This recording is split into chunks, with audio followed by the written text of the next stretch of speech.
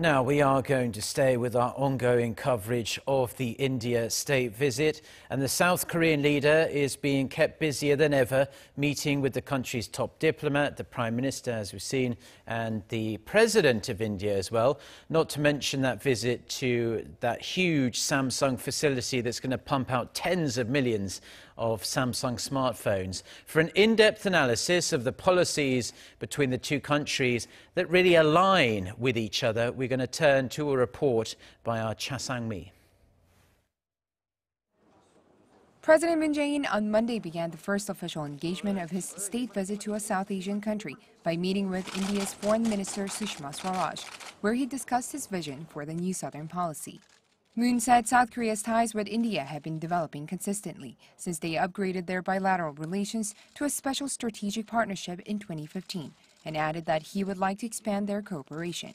His plan aims at deepening ties with India and other countries in the region to build a future partnership for what he dubs the three Ps: people, prosperity, and peace. Minister Swaraj welcomed President Moon's visit and said the Indian government also wanted to strengthen its relationship with South Korea. And this, an Indian expert says, is in line with Prime Minister Narendra Modi's push for his Act East policy.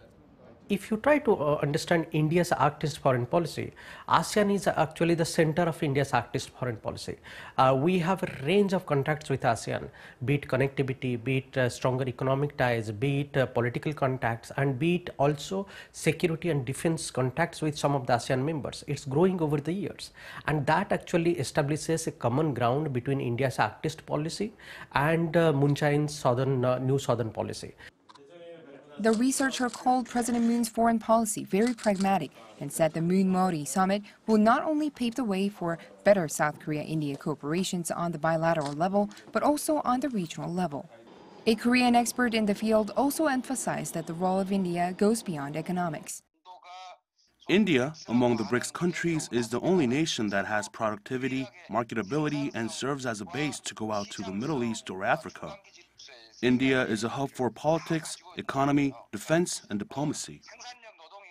The expert urged the Korean government to approach India not only as an emerging market, but to view it as a closer diplomatic partner that can bridge the gap in Asia in many ways. Cha Sang-mi, Arirang News.